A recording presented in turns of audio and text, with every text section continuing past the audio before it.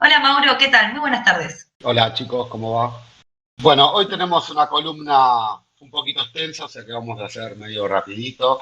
Tengo acá un machete porque no me quiero perder para decir nada. Creo que es todo importante. Y bueno, como dijo ya, como expolió Cata al principio, vamos a hablar de Atenas. La primera sociedad griega que conocemos eh, no es la sociedad de Atenas clásica, ¿no? Desde sus orígenes, la sociedad griega evolucionó y se caracterizó en cada lugar según las costumbres y tradiciones propias. Eh, Vamos a ver las características de la sociedad de Atenas y concretamente en la Edad de Oro, el siglo de Pericles, que en algún momento lo nombramos. Estamos hablando del siglo V, más o menos, antes de Cristo. La polis clásica es una comunidad de ciudadanos totalmente independiente, soberana de los ciudadanos que la componen y está cimentada en cultos y regida por leyes. Aunque sus miembros tengan conciencia de pertenecer a una comunidad étnica y cultural amplia, la ciudad no admite ningún lazo de subordinación con respecto a otros estados, como Roma hacía pasar alguna de sus polis satélites en su momento. Físicamente la polis no era solo ni principalmente una ciudad, sino era un territorio habitado por aldeas y caseríos. No se hablaba de Atenas, sino de atenienses, con un centro urbano que funcionaba como capital política y tenía asientos institucionales gubernamentales. Por consiguiente, no toda la población residía en el Astu, que era el casco urbano, en ese momento se le llamaba así. Y la población estaba constituida por ciudadanos y no ciudadanos. En Atenas, en la época clásica, comprenden tres categorías legales: ciudadanos libres, metecos o forasteros y siervos. Los siervos podían ser privados y públicos. Ahora después es una parte muy interesante esta que vamos a ver. En Dale. principio, los ciudadanos, eh, las distintas actividades que caracterizaban la vida de la polis, el ágora, el gimnasio, los cultos, el servicio militar, el teatro, las actuaciones en asambleas populares, estaban reservadas a una minoría social. Ni las mujeres ni los jóvenes, ni los metecos, ni los esclavos, ni otros grupos étnicos eh, podían gozar de los derechos plenos de esta situación social y política. Para ser ciudadano y tomar asiento en una asamblea ateniense es preciso ser mayor de 18 años. Como a los 18 años iban al servicio militar, durante 2 años, recién a los 20 podían sentarse. Y ser hijo de padre ateniense. A partir de Pericles, esto ya lo habíamos comentado, era necesario ser hijo de padre y de madre ateniense, lo que hizo que sus propios hijos no pudiesen tener derecho a la ciudadanía, y ya después vamos a ver una de las características. Eh, Vamos a pasar a uno de los formatos de los ciudadanos, que es como un estrato de nivel social de acuerdo a la cantidad de plata que tenían o al poder económico que ejercían.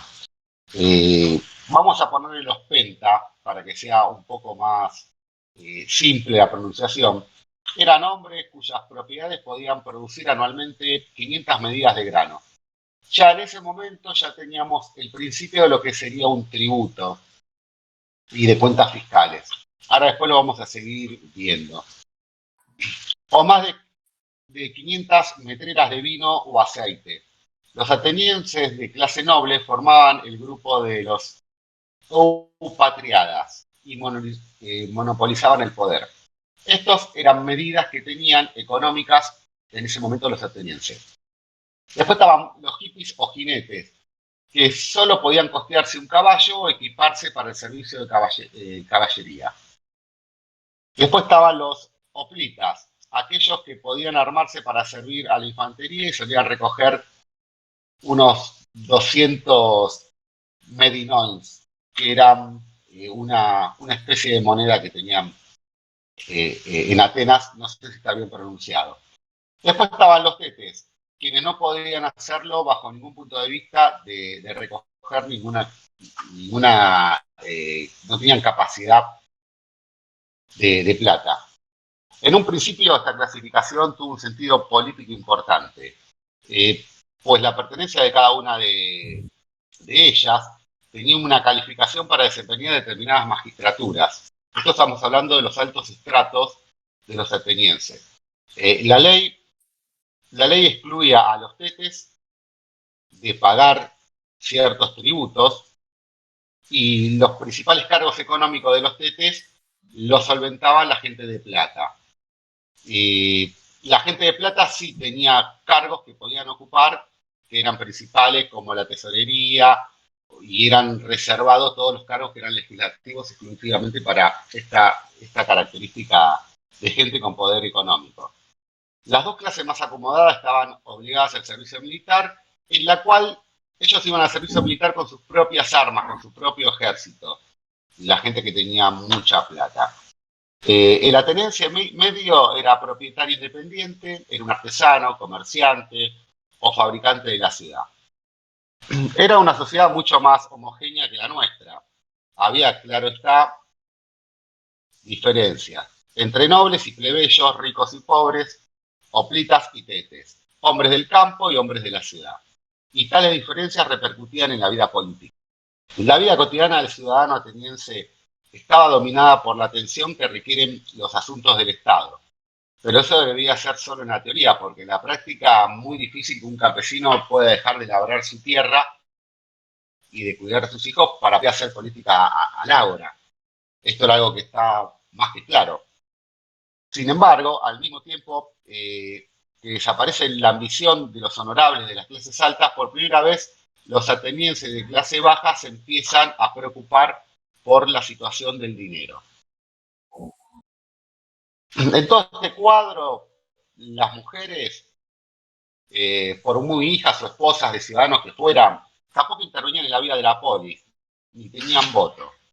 Sin llegar a la tópica idea de que había mujeres en la calle dando vueltas, más que no sean esclavas o mujeres que tenían que ver con bailarinas, música, prostitución, que eran mal consideradas, pero que tenían una libertad superior a las mujeres de clase alta, que solamente podían estar en sus casas con sus criados.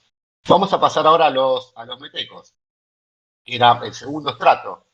Si los atenienses de mucha plata, de mucho poder económico, se podían dedicar tiempo a la política de la ciudad y a pasear por el ágora y demás, era porque tenían a todos estos empleados, toda esta gente, la tenían trabajando como esclavos en su actividad económica.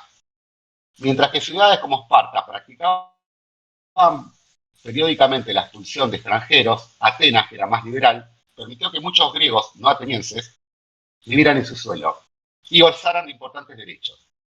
Estos extranjeros residentes eran los metecos, que en griego deviene de metoikos, que significaba el que vive al lado. Que no solo eran griegos, sino también había fenicios, egipcios, inclusive árabes. El meteco no tenía derecho público ni algún derecho civil. Por ejemplo, no podía comprar suelo. Y debía ser representado por un ciudadano ante los tribunales.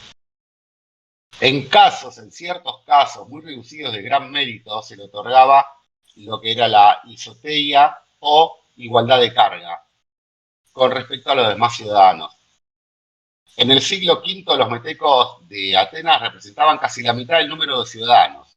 Estaban sujetos a las mismas obligaciones financieras que estos y pagaban un impuesto especial.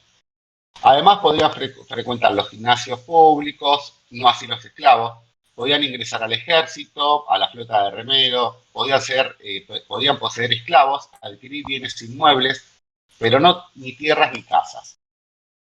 Podían ejercer determinadas funciones públicas, médico, recaudador y demás, pero la mayoría se dedicaba a lo que hoy llamamos las profesiones liberales. Esta situación le permitía a muchos metecos, esta situación independiente, dar muy buena educación a sus hijos. Y estos muchas veces se destacaban en profesiones artísticas como médicos, como oradores. Entonces empezaron a tener toda una movida por la cual iban muchos artistas, iban muchos filósofos a ese lugar. Por eso es indudable que los metecos contribuyeron al poder económico y al prestigio intelectual y artístico de Atenas. Vamos a pasar a los esclavos. Acá hay partes interesantes. El meteco que dejaba de pagar el metoikion, que era el impuesto por residencia que recién hablábamos, que pagaban más los hombres y menos las mujeres, o que intentaba usurpar la ciudadanía, se convertía en esclavo. La esclavitud se acepta en la Grecia clásica como un hecho. Aristóteles decía que defendía la diferencia entre el hombre libre y esclavo como determinada por la naturaleza, y la guerra como medio legítimo de conseguir a estos esclavos. Pero se da cuenta que es la única justificación de la esclavitud, pues después no tenía otra justificación, ya que Grecia era una ciudad con una vida económica basada en los esclavos. Se diferenciaban los esclavos nacidos en las casas de las que habían sido comprados. En la ciudad, aparte de las fábricas, de los puertos, de los barcos, los esclavos garantizaban el servicio doméstico. Según Platón, un ciudadano acomodado tenía unos 50 esclavos. Un ateniense medio tenía una docena, que era portero, cocinero, pedagogo, sirviente. El propio Estado, estos eran los sirvientes públicos.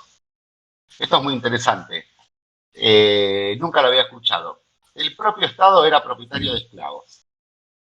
Eran empleados de las asambleas, en el consejo, eran los verdugos, los barrenderos, los policías, los arqueros que tiraban flechas, empleados en la fábrica de moneda, así como en los santuarios. Era una especie de funcionario que vivían donde querían, excepto los arqueros exisas que estaban en el pelotón y en el regimiento. Recibían un sueldo. Todos estos esclavos recibían un sueldo, cosa que también le pasaba a muchos esclavos de la industria y el comercio. No era, no era lo cotidiano, pero bueno, era un formato que tenía el Estado de tener esclavos. Tanto los esclavos públicos como los privados no tenían ningún derecho, eran una cosa. Se les subtituló en alguna ley, por aquella época era mercancía humana. Y vamos por último con los bárbaros que recién nos mencionamos. La palabra bárbaro procede directamente del griego bárbaro, extranjero, forastero. Esta nomenclatura se encontraba dentro de aquellas personas cuya lengua sonaba a los oídos un griego por babardear. Los bárbaros son propiamente los extranjeros. Discúlpenme el último trabalengua, pero tengo palabras medias complicadas acá. Espero que les haya gustado, fue medio extenso. Sí, totalmente. Bueno, Mauro, muchísimas gracias. Completísima la columna. Te mando un beso Chao, enorme hasta luego. Chao. y nos vemos la próxima.